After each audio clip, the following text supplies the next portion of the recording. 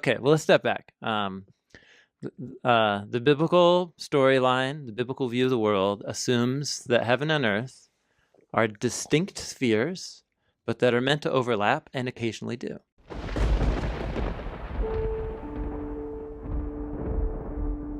The story of Noah and the flood is primarily found in the book of Genesis, chapters 6 through 9. This narrative is one of the most well-known in the Bible.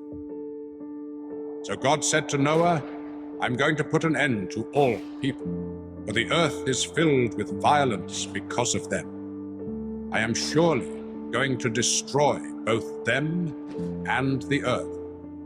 But the book of Enoch tells it a little differently. First, it's Uriel who tells Noah about the flood, not God. And the intention of the flood is not to destroy all humans. According to the book of Enoch, the primary targets of the great flood are the fallen angels known as Watchers and their human hybrid offspring, the Nephilim. Most humans will also die, but this is considered necessary collateral damage. It's the only way to reset creation and wipe the slate clean. If some humans survive, great. If they don't, it doesn't matter. Only Noah matters. When man began to multiply on the face of the land, and daughters were born to them, the sons of God saw that the daughters of man were attractive, and they took as their wives any they chose. Then the Lord said, My spirit shall not abide in man forever, for he is flesh. His days shall be 120 years. The Nephilim were on the earth in those days, and also afterward, when the sons of God came into the daughters of man, and they bore children to them. These were the mighty men who were of old, the men of renown. The Lord saw that the wickedness of man was great in the earth, and that every intention of the thoughts of his heart was only evil continually. And the Lord regretted that he had made man on the earth, and it grieved him to his heart. So the Lord said, I will blot out man whom I have created from the face of the land, man and animals and creeping things and birds of the heavens, for I am sorry that I have made them.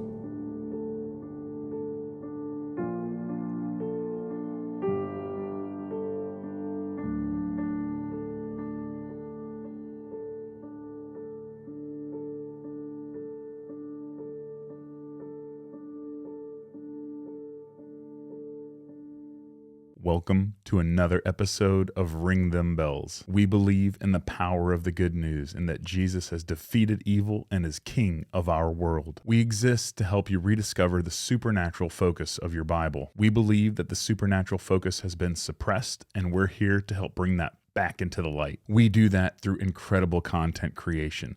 We have mashups and interviews with some of the best scholars featuring N.T. Wright, Tim Mackey of the Bible Project, and Dr. Michael Heiser. All of this content creation supports our nonprofit ministry here at Ring Them Bells, where we provide pop-up feeding centers for the homeless and also specialize in hurricane relief. If you haven't yet, please take a second. It only takes a moment for you, but means so much for this ministry. Subscribe and turn on the alerts, as this is the best way to connect with our channel. Why would God flood the entire earth? Modern Christianity has been desensitized to the supernatural ancient narrative of Noah and the flood. Animals and arks line our children's bedrooms, disguising the darker story of God's justice, flooding the earth and washing away all of the violence. Violence that was brought upon mankind through the rebellion of the sons of God. What was God's motive for flooding the earth? Was he upset with humanity? Or was he trying to preserve the seed of the woman?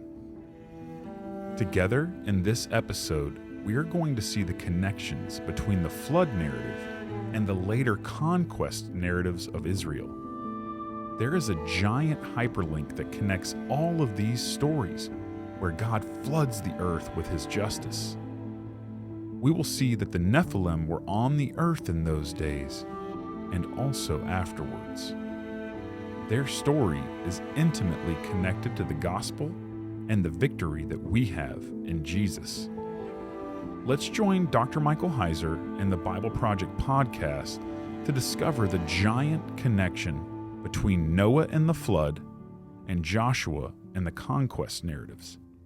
Buckle up and get ready for both your minds and your paradigms to be blown. Stay tuned, my friends. The beginning is near.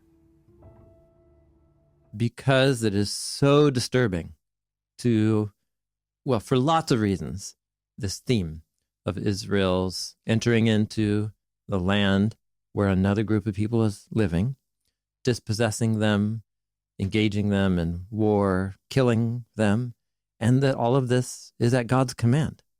This is highly disturbing to every person I know reading these stories in the Bible, including myself. Mm-hmm. So I've, for years, have been pondering and probably reading way too many books on the topic, but also am wanting to learn how to read these stories on their own terms, but also honoring the challenges that they present to me and my friends and everybody I know. So I want to begin to move towards that as we go through Deuteronomy here, because this section of Deuteronomy contains the first commands to go into the land and kick out the Canaanites.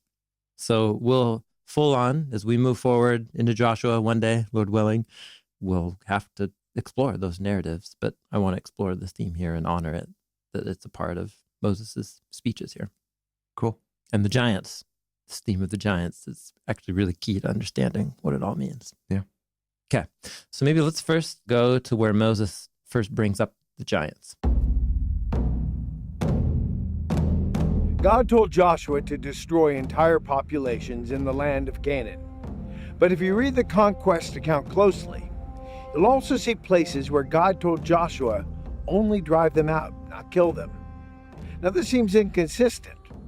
However, when you understand the supernatural rationale for what God wanted Joshua to do, things become more clear. It's fascinating to discover that the conquest actually began with the giants. Moses initially sent 12 spies into the land. They reported about the places they had visited and where they saw the giant Anakim. 10 of the 12 spies convinced the rest of the people they could not win against the Anakim. God judged Israel with 40 years of wandering. Notice that the giants were a focal point from the very beginning of the conquest effort. At the end of the 40 years, God took Israel up through the east side of the Jordan. He told them not to bother the people of Moab and Ammon, since the giant clans in those lands had already been removed by the people of Esau, relatives of the Israelites. God sent Moses and Joshua to Bashan, the realm of Og, king of the Amorites. Og was a giant, the last of the Rephaim. The prophet Amos described them. I destroyed the Amorite before them, who was as tall as cedars and was as strong as the oaks. The point is that once all the giants from the other side of the Jordan were removed, Joshua could take the people into Canaan. Joshua took the Israelites into the land. It's important to notice that the places that were designated for total destruction correspond to the places where the giants were seen. The giant descendants of the Nephilim were the real targets of the killing. Many people died because the Anakim lived among them, but the descendants of the Nephilim were the lethal threat. The Nephilim and their descendants were from the divine rebellion of Genesis 6.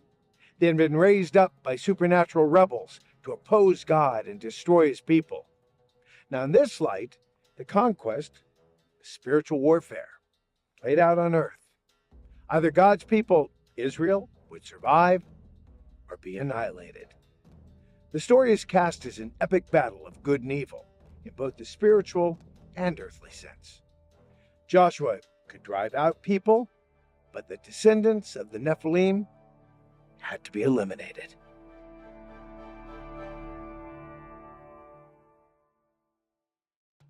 This is why when Joshua defined victory in the conquest, he said there are no more Anakim in the land. The only ones left went to the Philistine cities. One of those cities was Gath, the home of Goliath and his brothers. And eventually David would complete the task of eliminating the descendants of the Nephilim. The conquest is ultimately about God protecting his own children against a cosmically empowered threat, bent on stopping Yahweh from reestablishing Eden. God's original program was for Adam and Eve to spread Eden throughout the earth. All people were to be God's people. The whole earth was to be God's domain.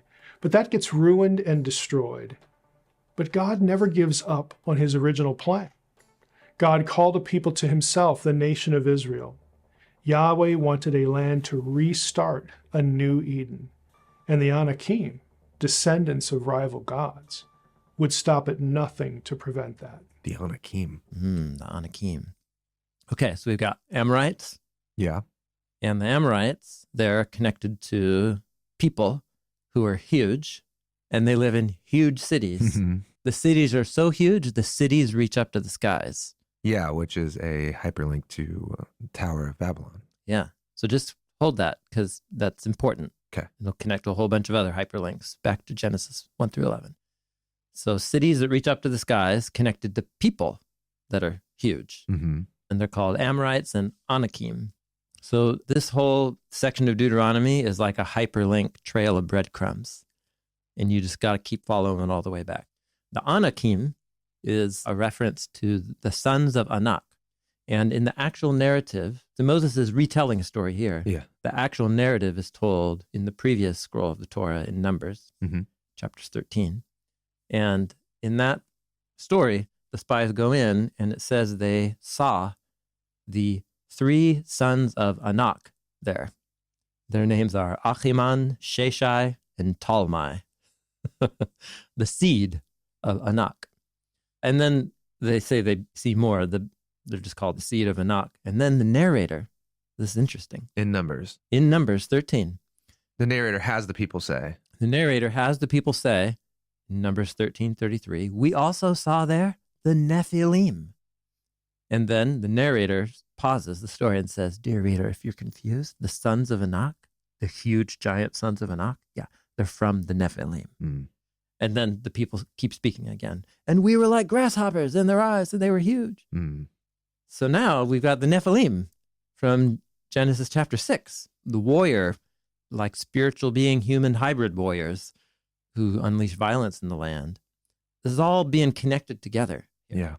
And this is actually really significant for understanding what it is that Yahweh is asking Israel to do as they enter into the land. So first, I'm just going to focus on there's these inhabitants of the land who are already there. Yeah. And they are called Amorites. They're huge. They're called the Anakim, and the Anakim descend from the Nephilim. That's the trail of breadcrumbs up to this moment. And to upload the Nephilim. Okay, let's pause right here and upload the narrative of Genesis 6 and how it connects to the book of Enoch. The Bible uses the Nephilim and the hyperlink of these giant warriors to connect Noah, Joshua, and Jesus. Just like the flood narrative, this same narrative of supernatural beings sleeping with women and creating a master race of powerful giants is prevalent within most ancient Near Eastern cultures.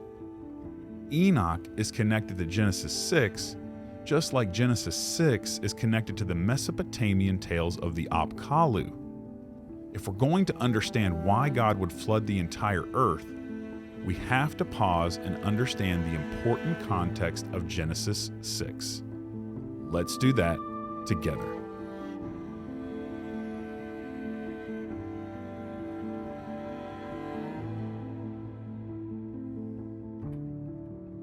The Old Testament of the Bible includes several stories about ancient giants. Goliath, of course, his battle with David is the most familiar. But Genesis 6:1-4 tells us there were giants long before David and Goliath. Those verses read as follows.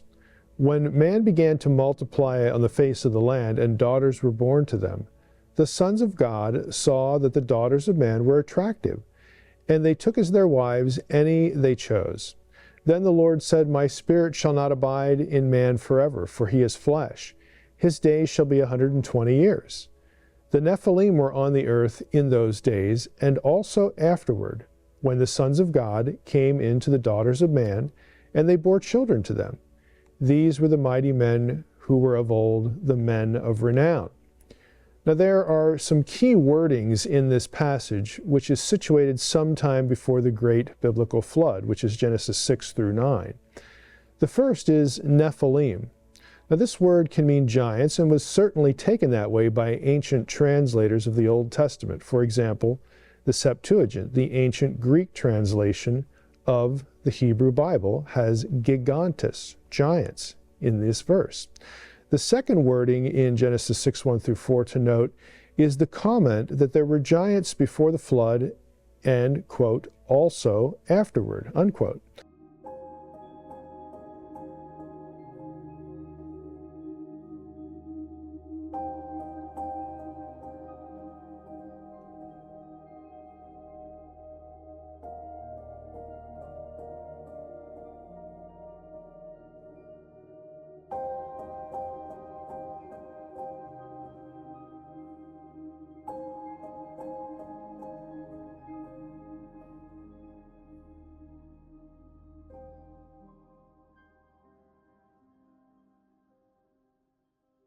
Genesis 6 describes the second supernatural rebellion. Some of the sons of God, members of the heavenly council, transgress the boundary between heaven and earth. The answer lies in the offspring produced by the forbidden union between the sons of God and the women in Genesis 6. Those offspring were known as the Nephilim. They were giants. Their descendants became the giant clans Moses and Joshua battled. The Nephilim were upon the earth in those days, and also afterward. In the books of Numbers and Deuteronomy, we learn about the giants Moses and Joshua ran into. They not only descended from the Nephilim, but they are called by other names like Anakim and the Rephaim. That last name stands out. Several Bible passages describe the dead spirits of the Rephaim in the realm of the dead. Extra-biblical Jewish writers believe that demons, like those described in the Gospels, were disembodied spirits of the giants. They base this on the Bible's mention of dead Rephaim in the underworld. Jewish books like 1 Enoch and the Book of the Giants from the Dead Sea Scrolls make that point explicitly.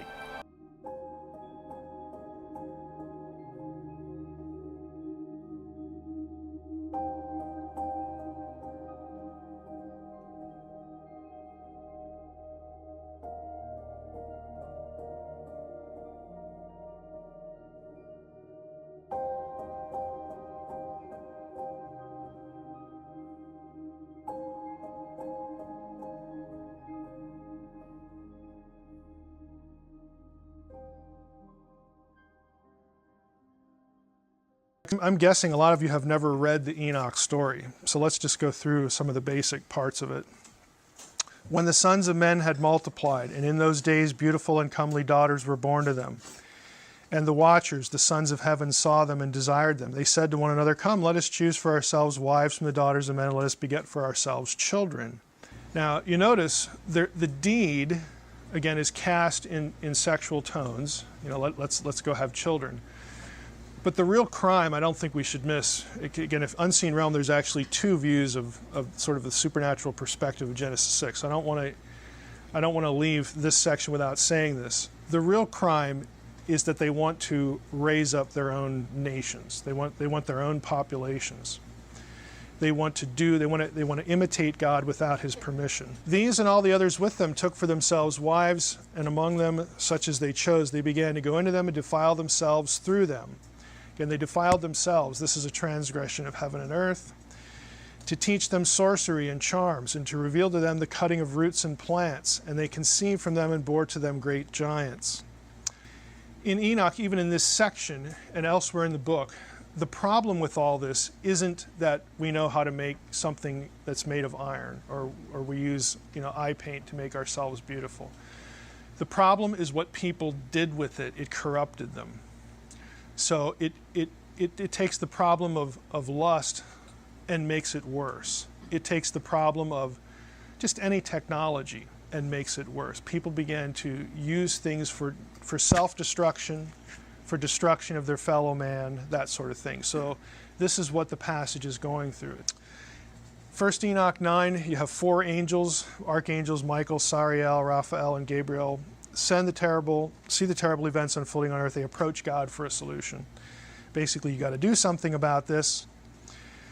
Look at what's going on. You have to do something about this. The 4 archangels say to God in 1 Enoch 9:11, you know all things before they happen. You see these things and you permit them. And you do not tell us what we ought to do with them with regard to these things. I mean, we're here to help. What should we do? God responds in 1 Enoch 10 with the news that should sound familiar to biblical readers. This is when you get the flood. When the Most High said, the great Holy One spoke, he sent Sariel to the son of Lamech, which was Noah, saying, go to Noah and say to him in my name, hide yourself, reveal to him that the end is coming, the whole world will perish, tell him that a deluge is about to come, so on and so forth. So in the Bible, in the Old Testament, Genesis 6, 1 through 4 precedes the flood. Okay? It's just that in Genesis 6, 1 to 4, those 4 verses, to us, key thought here, to us, lack context. We read them and it's like, well, what does that have to do with the flood? Why are these 4 verses even here? I mean, you get to verse 5 and okay, everything that man does is wicked, we get that, and then Noah starts to have this conversation with God, and then we have the flood narrative. Well, what do the 4 verses have to do with this? We lack the context. An Israelite, again, a literate Israelite, would not have lacked the context. That's the disconnect.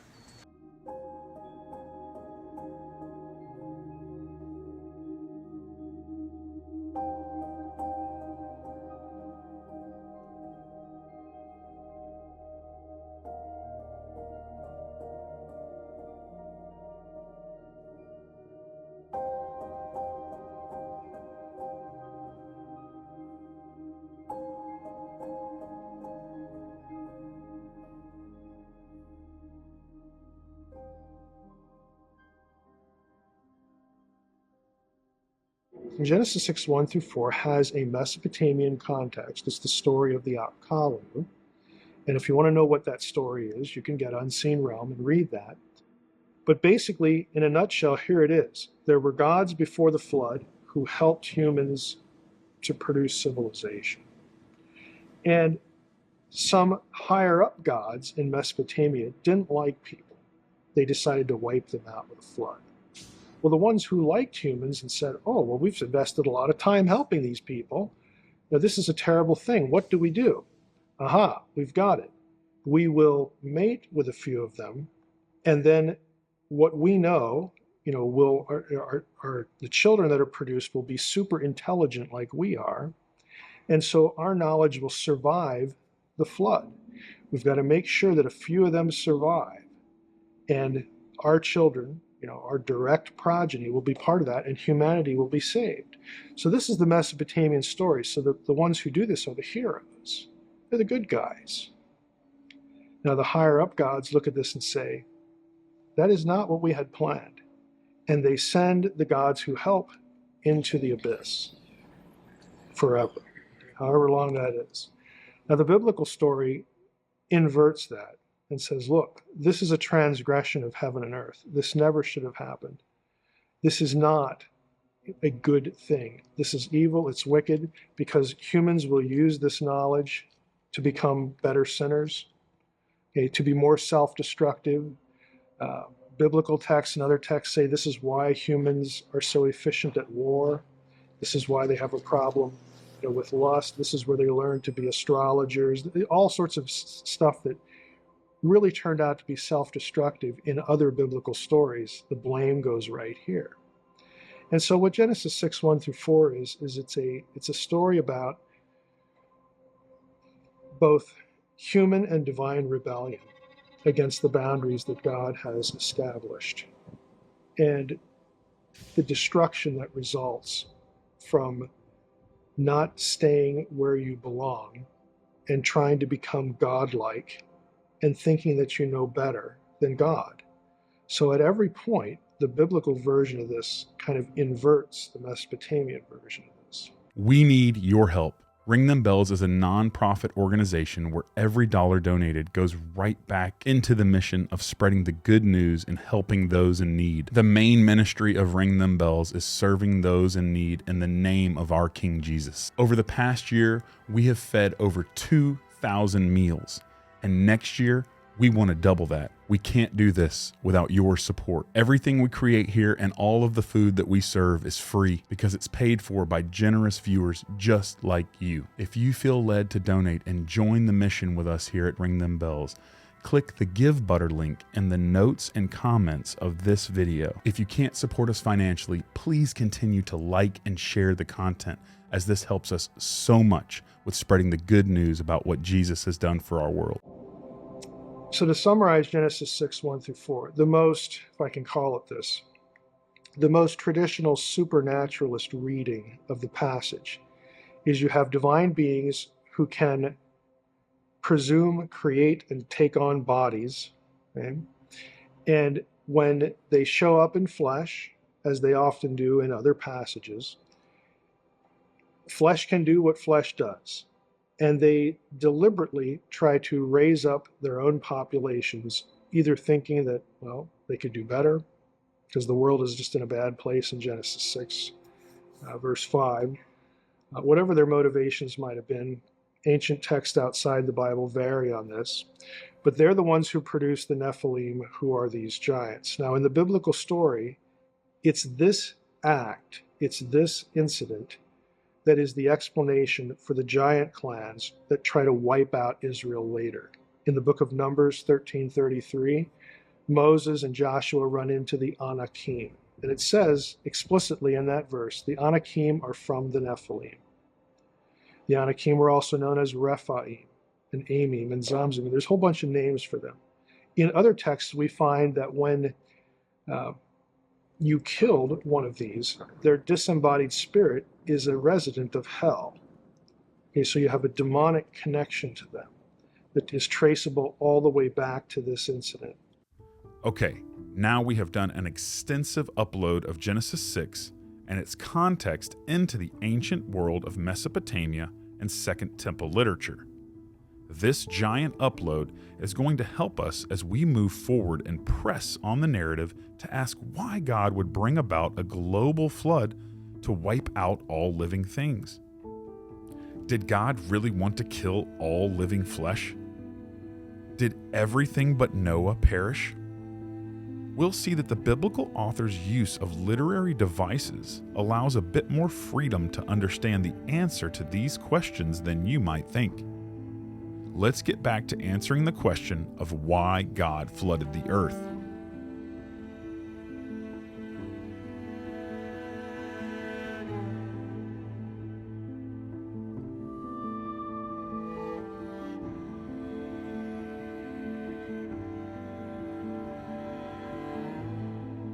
So this raises all kinds of alarms for me, and I have all kinds of problems with that. It's personally, Right. challenges that raises for me. But what I'm trying to do is, it's the discipline in biblical scholarship and biblical studies is before I react to the Bible, I at least want to first understand what it's saying on its own terms. Yeah. And so that's been a big part of my effort in trying to understand this theme. Yeah. In Genesis 1 through 11, we've established an idea, which is that there are two rulers in God's creation. Yeah. The rulers above, the host of heaven, the Elohim, and they have their place.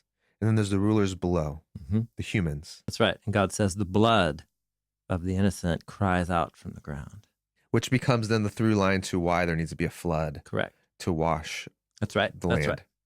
So then, after that, you get the story about the sons of Elohim. Yeah, before the flood. daughters. Yeah, that's right. You get a story, and it's framed. Isn't the story framed now in the time of violence, or how's it framed? Well, it just begins. It just says, when Adam began to multiply on the land, daughters were born to the humans. Oh, okay. And the sons of Elohim saw the daughters of human, that they were good, and they took for themselves. And this is linking now this idea of Adam and Eve seeing that the fruit was good and taking, and that led to their exile and fall. Here's now more spiritual beings than just the snake, sin, more spiritual beings seeing that humans are good. And it's kind of riffing on this idea of this contention between the two. Yeah, that's right. The rulers. Exactly right. Right. And their fall is to mix, to try to like what God separated as these two powers and was good. Yeah. Powers above, powers below. They're coming to mix together. They see that the women are good. They take them. They take them. And they bear children. Yeah. Illicit joining of sky rulers and land rulers, but for some devious purpose. So what Yahweh says is, we have whole podcast episodes on this. Yeah. So I just want to refer back to them. But what God does is he essentially says, like, nope, not down for this. The human is a flesh creature.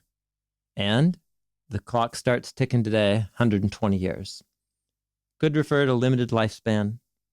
I think more likely it refers to setting the clock before the great decreation that's going to happen. It's God's response to all this. And then what we're told is, it's really interesting. In the day that whole thing went down, Genesis 6, verse 4, who just happened to be in the land in those days? The giants. The Nephilim were there in those days and also afterward, because they're going to reappear in Numbers and Deuteronomy. Dear reader. So just know. Be aware. Be aware. So Genesis 6, verse 4 is written from the perspective of someone who knows that post-flood, that these creatures are going to also be in the land when the Israelites get there in the days of Moses. So the Nephilim were there. These were the Gibborim, mighty, violent warriors of old, men of the name, men who gained reputation through military prowess and violent glory. Yeah.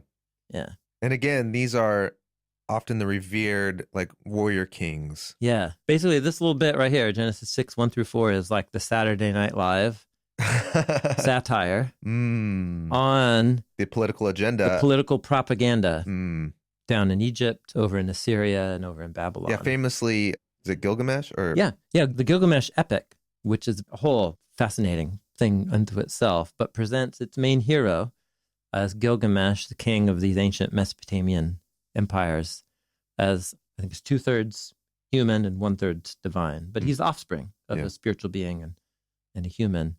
And he's the founder of, the great empires that were founded in the same place that will lead to Babylon. Yeah. And so that's the motif that the story is satirizing. Is that a verb? Yeah. Yeah. And saying, no, this is not the birth of the heroes and honorable ones of old. This is another invasion of evil.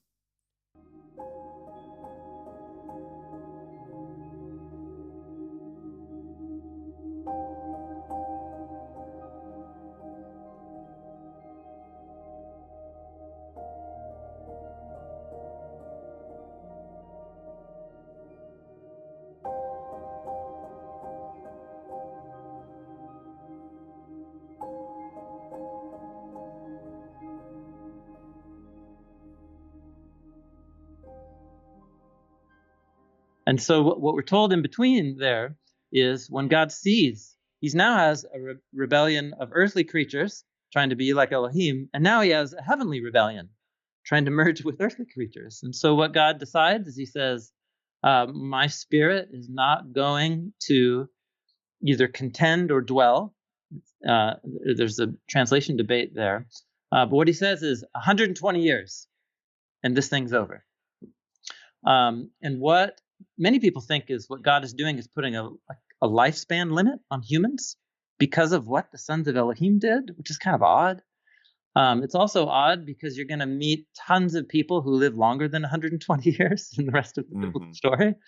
But if you pay attention to the chronology of the ages of all those patriarchs given in chapter 5, what you'll find, lo and behold, and this is the earliest Jewish interpretation, is that the flood begins 120 years after the narrative in Genesis 6, verses 1 through 4. So I know I'm getting nerdy and kind of detailed here, but the point is that this story seems so odd to us, but it's the biblical author's way of describing how the kingdoms of our world, and for the biblical authors, this meant Assyria, Babylon, Persia, Greece. They are the product and the result of human and spiritual rebellions that result in catastrophic violence and bloodshed in our world.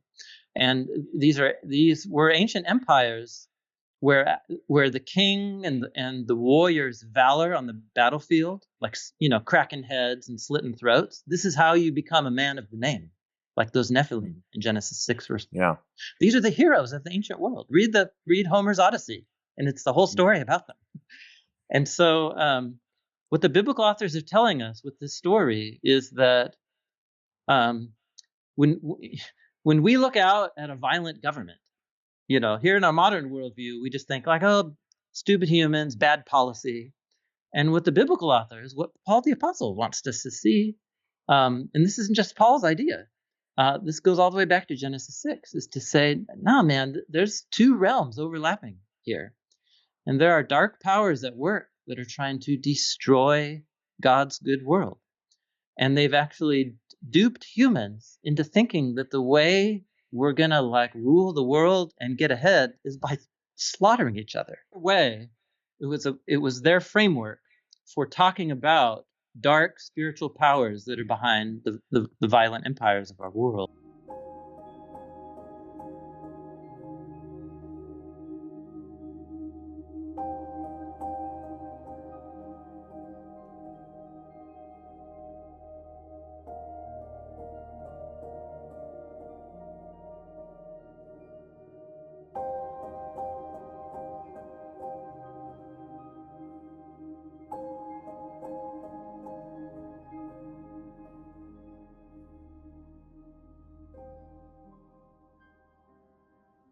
So this is a biblical way of thinking about when humanity becomes so corrupted by the power of sin and transformed by it, that we've learned that it can get to a point where God says, the injustice is so great, I need to wash the earth clean of it.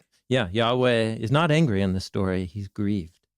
He's sad. And what he sees is that Genesis 6 verse 11, the land is corrupted. Yeah. Implied through the whole chain to all the innocent blood. The land was filled with violence.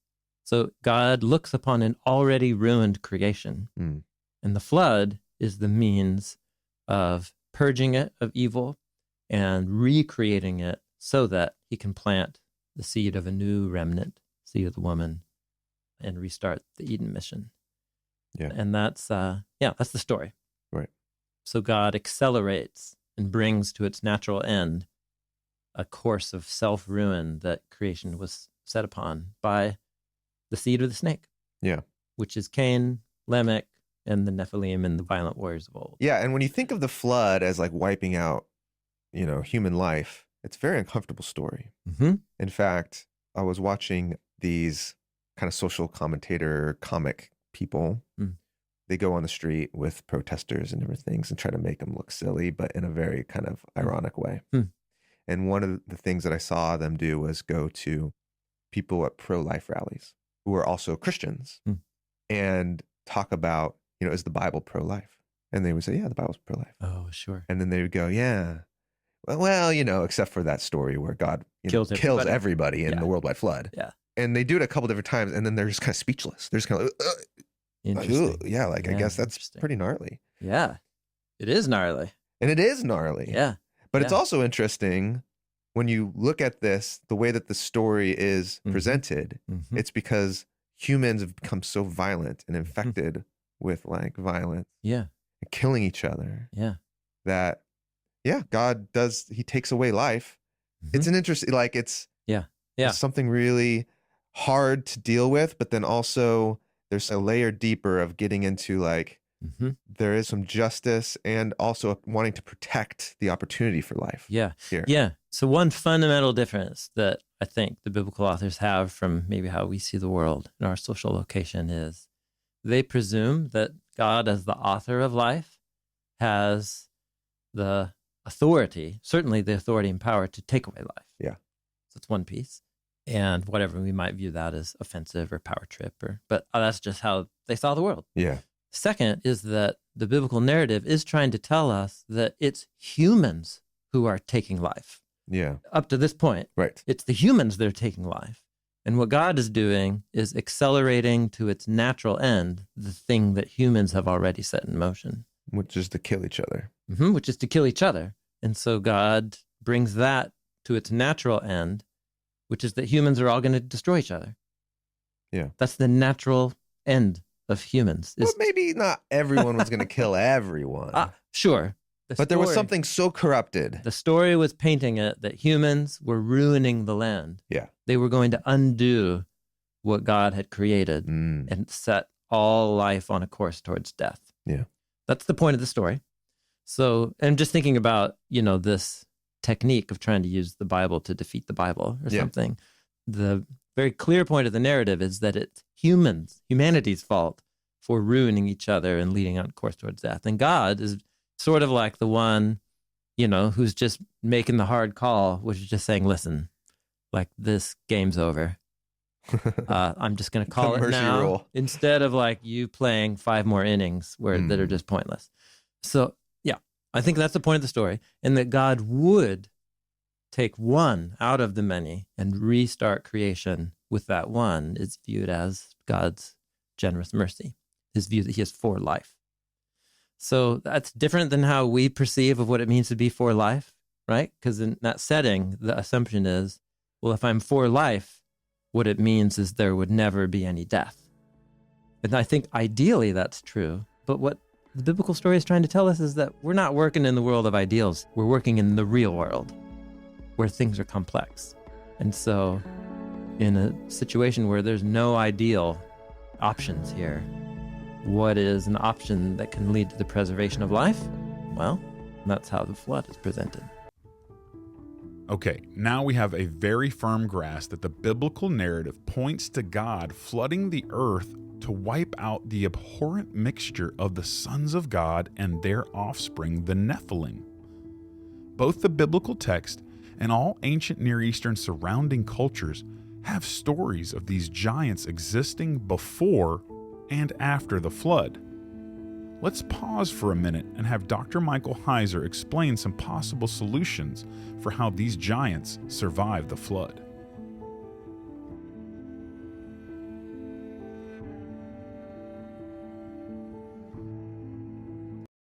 Rephaim after the flood.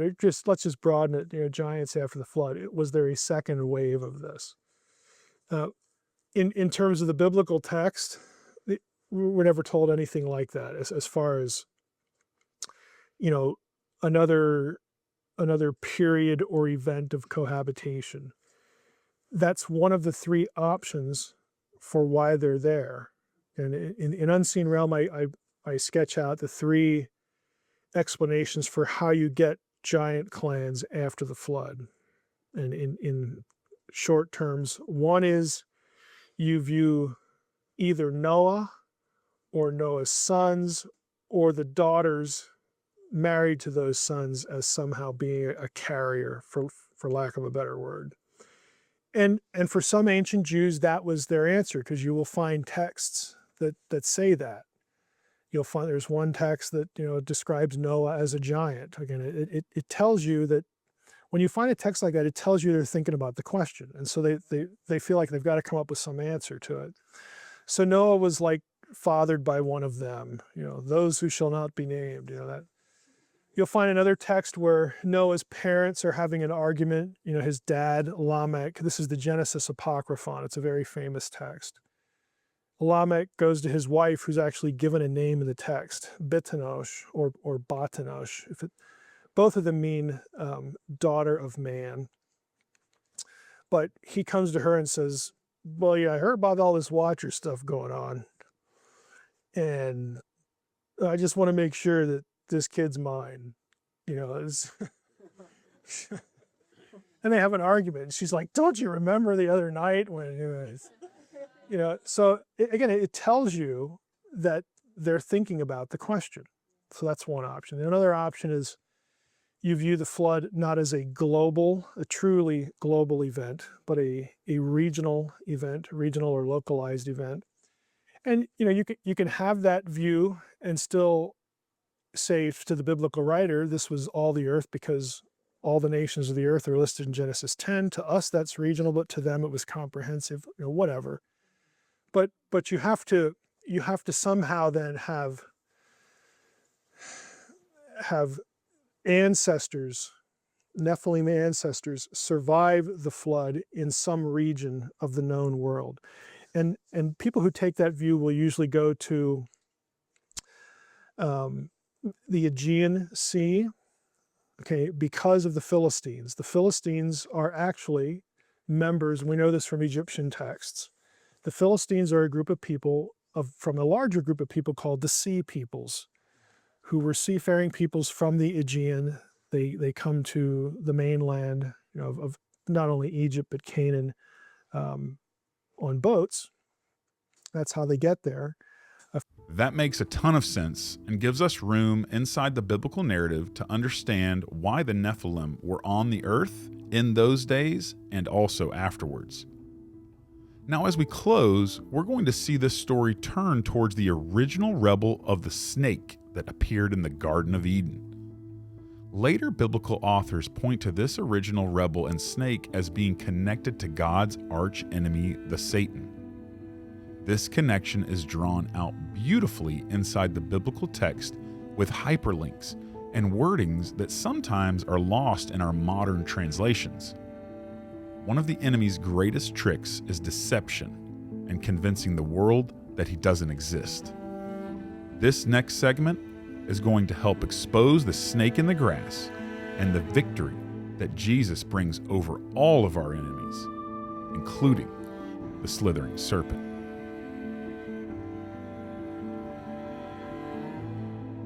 So we're sessioning Genesis 1 to 11. And trust me, this is all going to pay off for understanding Deuteronomy 1 through 11. I've never thought of that. Mm-hmm. Anyway, so after Noah and his family get off the boat, Noah offers a sacrifice that God accepts as a sacrifice of atonement for everything that's gone wrong up to this point. And God says, no more of these cosmic decreations here. Maybe some localized ones if they're necessary, but no more cosmic decreations. I'm going to work out the Eden blessing right here on the land. So Noah gets off, does that, and then he plants a garden. Sweet. He consumes the fruit of the garden, gets naked. You're like, oh no, I've been here before. Then his son, named Ham, takes advantage of his father's nakedness by going into his tent. Something happens in there that is very shameful. Mm-hmm. And it results in a curse coming upon Ham's lineage, but not Ham, but upon one of his sons named Canaan, father of the Canaanites that feature in Deuteronomy 1 through 11. So now all of a sudden, just like you had the illicit or inappropriate mixing of the sons of Elohim and the daughters of human leading to the birth of the Nephilim and the violent warriors. Now you have the illicit union of a son and his father's nakedness, which is more than likely a reference to Noah's wife. And it's really interesting because the one who bears the curse after whatever happens in the tent isn't Ham. It's his son named Canaan, which I think is the narrative's way of saying he's the offspring of that union.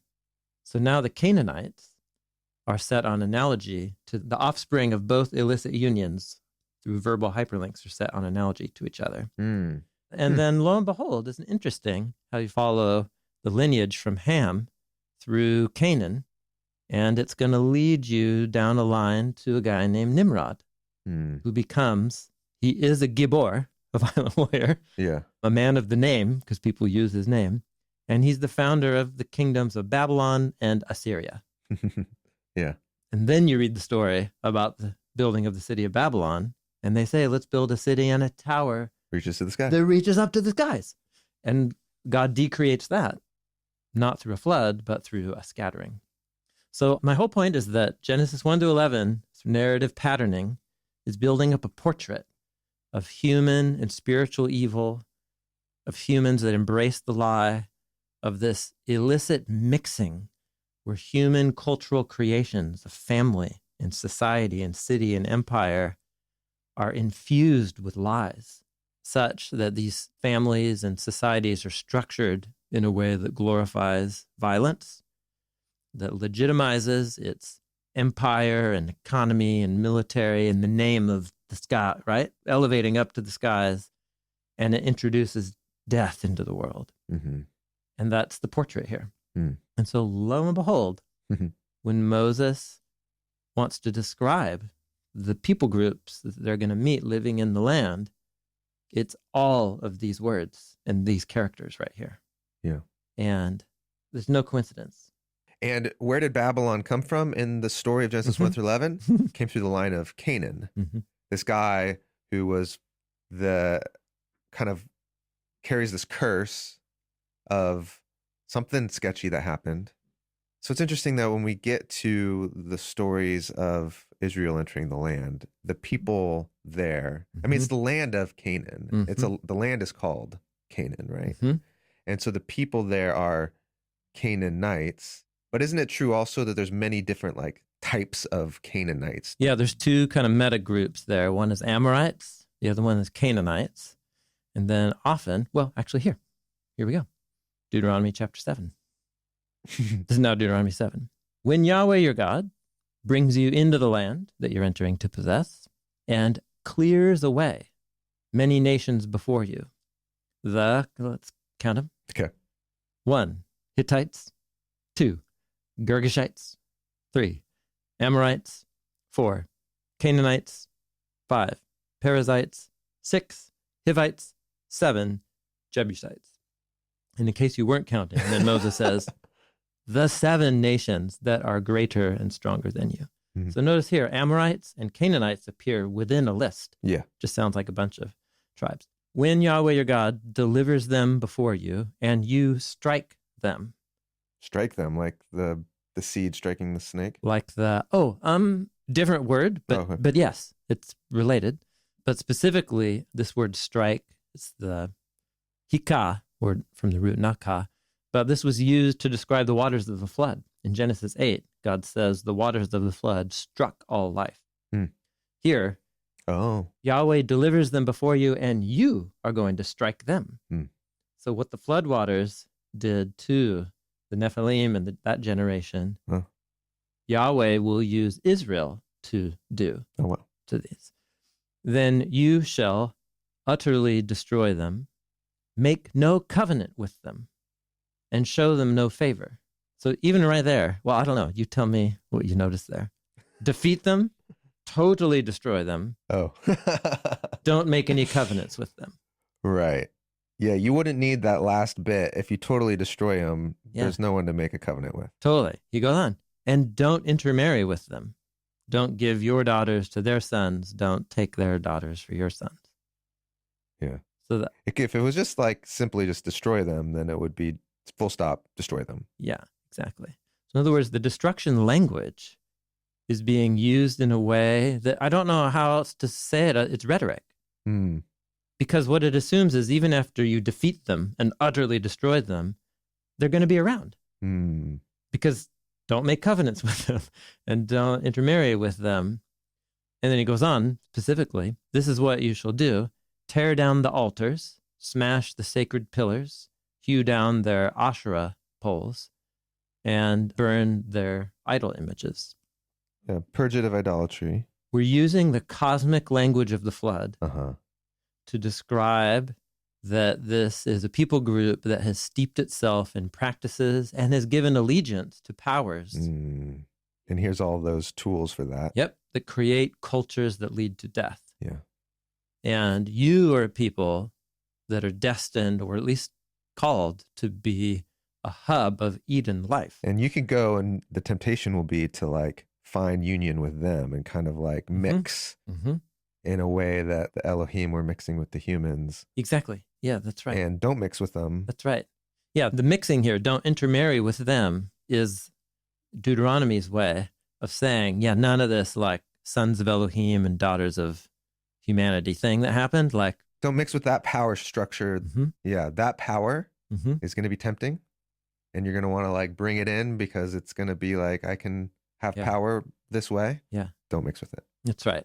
In other words, it's trying to portray that when a human culture gives itself over to death and practices that lead to death, which they think are good, right? That's what Genesis 3-11, that's the portrait there.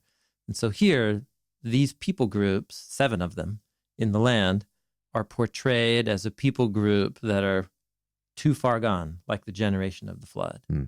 However, this is the land that Yahweh has marked out to be a hub of Eden life for the rest of the nations. But it's inhabited by snakes and by Nephilim and Gibborim and a bunch of little Nimrods. So the rhetoric of it is of just total separation and total separation, total removal. And that removal or separation is depicted with lots of different kinds of language that seem to conflict on the surface. Yeah. So one is using flood language to strike and utterly destroy. That's the language from the flood. But then it's using language from the sons of God and daughters of men. Don't intermarry with them. Yeah. Then it's using language all connected from the snake, which is about worship and other gods and spiritual beings. Because don't forget, the word snake is also the same 3 letters as the Hebrew word for sorcery and divination, where you channel the power and presence of other spiritual beings. That's the same word. I did forget that. Yeah. Nachesh is the word for sorcery and divination. And Nachash is snake. You can read in Hebrew the whole story through, and every time you read snake, you can read sorcerer or channeler of spiritual beings. Oh, wow. And actually later in Deuteronomy 13, Moses will actually start to warn people about Menachesh or Nachesh, which are sorcerers and spiritual beings who have given their allegiance and channeled, their life and power to the power of these spiritual beings. We've all heard about the serpent in Eden, but why a serpent? What's that supposed to tell us? Ancient people knew how to take this scene, but we don't. We assume the serpent is merely an animal. His form is important, but the story is not about zoology. The story is about a supernatural rebellion. Ancient Mesopotamian tablets talk about cherub throne guardians and describe them as snakes and dragons. The serpent of Eden was actually a supernatural being whose job was to guard God's throne. An ancient person would have known the scene was about a rebel in the divine council. But if we take the whole cycle of the biblical story, I think the one that Jesus was angry at was not God. It was that freaking snake. That snake. That's the one that Jesus was angry at. And knowing that he was doing exactly what God was calling him to do, to overcome the snake through his death and resurrection. And I want to get to a place where when suffering happens to my life and the people that I care about, where I'm not suspicious of God, but God becomes the only place that I know to go. And where my anger is directed is at that freaking snake. And it seems to me that Jesus really saw the suffering and evil in his world as a result of this huge cascade of cause and effect, all leading back to the lies of the snake.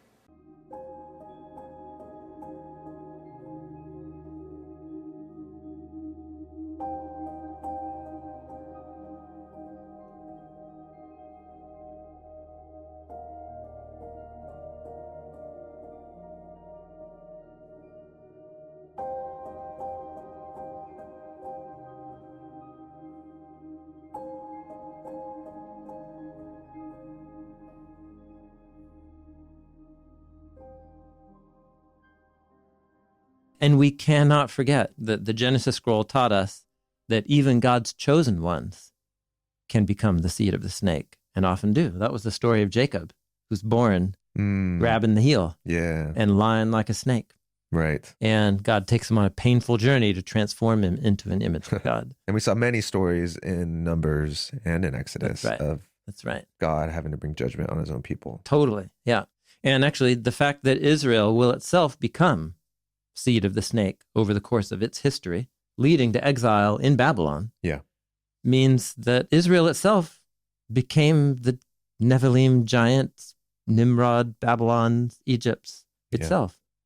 Yeah, if this was purely just political propaganda to give them permission to go and take a land from the people, if it was purely that, then it kind of stopped short of being really good propaganda, because then that same line of thought brings them to them needing to also be taken out of the land through justice because they've become corrupted. Yes. Really good propaganda would be like, and whatever we do is going to be awesome. Totally. Because we're awesome. They're bad, we're awesome, full stop.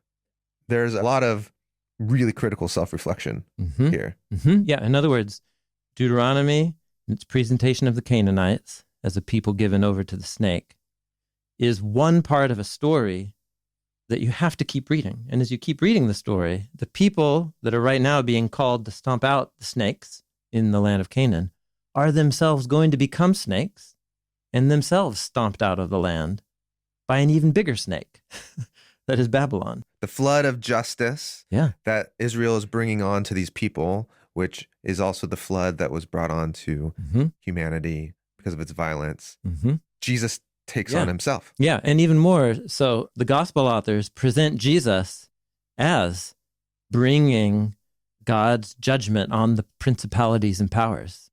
This is why when Jesus shows up in a graveyard, and there's this superhuman strength guy there in the graveyard, and he asks them, like, what's the name of the powers that influence you? And they say, we are Legion. Legion. It's the Gibborim. It's Nephilim. What do you mean? Oh, he's fighting a whole legion. It's military language to describe the powers of evil that Jesus is confronting. You think it's riffing off of the... Yeah, it's the powers within this guy who's making this guy such a menace. The sons of Elohim. It's the evil. It's the sons of Elohim. Yeah. Well, why else is the narrator presenting Jesus as enemy in that scene, not the human, but a legion of soldier spirit beings? Right? Infecting this guy. Yeah, and this is all about, the mighty warriors and the Nimrods and so on. And so what First Enoch and other Jewish literature of the period tells us is the way that they understood the flood narrative was that the flood was where God thoroughly punished and destroyed the Nephilim and chained their souls or spirits in the underworld. But that the Satan, snake figure, is on the loose, and he has certain minions from that crew who go about doing their work. This is why when Jesus meets that guy in the graveyard and he, says, "What is your name?" And then what do they answer back to him? Legion. We're Legion. We're Nephilim. They're warriors. They're Nephilim. They're the spirits of the Nephilim. I know it sounds crazy, but that's what they mean. This is all connected for them. And so these spirits are chained or imprisoned in the underworld, but apparently they can also still be going about doing damage. Don't ask me to explain how that works, but that seems to be what's going on in these texts. And the point of the Gospels about Jesus is that he is the one who has authority over heaven and earth and over these creatures, which is why when he meets all of these spirits and demons, what they beg him not to do is don't destroy us yet, because they know that Jesus has control over their existence. They're just asking him not, to take control yet, or not to destroy them yet. And so that's my best understanding of what's going on. It doesn't cohere on a literal level, but in terms of the larger narrative of these creatures and their presence throughout the Bible, it does make sense. In the Gospel of Luke, when Jesus, this is in Luke's account, uniquely in the Garden of Gethsemane, when he's being arrested on the night of his arrest, and the guards come, and these are the Jewish priestly representatives and Jewish temple guards. And what he says is, this hour belongs to you, talking to the humans there, and to the powers of darkness. So Jesus sees these humans as actually captive to a whole structural power mindset called Israel in league with Rome as the architects of his murder. And that's certainly what Paul thought. This is why in 1 Corinthians 3, he talks about the powers that crucified our Lord. And people debate, is he talking about Pilate and Caiaphas, or is he talking about spiritual powers? And the whole thing is, in Genesis 1 through 11, they're not different. Like when a human community structures itself in a way that defines evil as good, they're embracing lies and engaging in an illicit union of evil and good to the degree that it produces death. And so just the biblical authors have such a different way of viewing reality. And that we don't have to fear these principalities and power that meet us in the form of what Paul, when Paul talks about the principalities and powers in one place in 1 Corinthians 2, he says that they're the ones who crucified Jesus. And you're like, wait, I thought Caiaphas in league with Pilate crucified Jesus. And Paul would say, yes, that's exactly right. So Paul wants us to view with suspicion, not unnecessary suspicion, but he always wants us to be aware the way that human communities, religious and political, can begin to assume that their mission and method and goals and agenda is God's agenda. And what human communities tend to do is we exalt to the place of God our particular cultural values and goods. Yep. We begin to obey them, to deify them, to sacrifice our lives, or at least the lives of somebody. Maybe it's somebody or a group of people who we think are less significant than us. And there you go. It's human history in a nutshell. Jesus and the apostles actually viewed themselves as picking up the language and imagery of this cycle, this pattern in the Hebrew Bible. And they never once connected it to the actual physical coercion or conquest of humans. Yeah. It was about an aggressive stance taken to the lies and the spiritual forces at work in the architecture of human lives and human societies. So in other words, when Paul says our enemy at the end of Ephesians, our enemy is never flesh and blood. It's the powers and principalities animating the whole thing.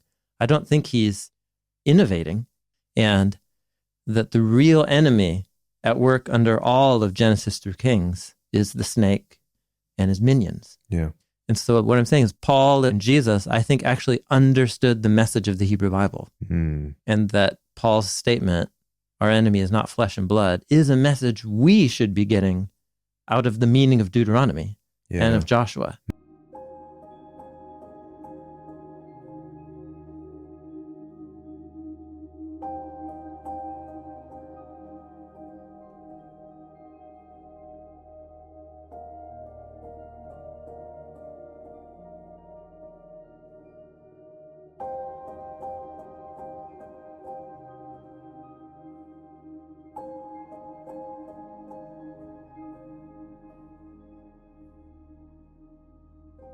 At the end of the day, when we talk about the powers of darkness, and let's be honest, they sort of get most of the stage time when we think about the supernatural world. The one thing, though, that I hope you take away is structurally the way Scripture presents this to us in the instance of 3 rebellions, and more importantly, how Jesus and what he does on the cross is specifically aimed at curing and reversing all 3. The stuff we've talked about here, these are not accidents of Scripture. These are not things that you more or less have to, make up, these correlations. The correlations are there. They are in the text. The language in the New Testament connects to the language of the Old Testament. This is intentional, it's strategic, it's intelligent. Okay, and so if you have one takeaway, it's to think about what Jesus did in response to not only the problem of our mortality, eternal life, but just how wonderfully and how sort of in an all-encompassing way what Jesus does in the New Testament and how it's talked about covers the gamut of all of these forces of supernatural darkness and what they're about. Not one of them gets missed and nothing gets unaddressed.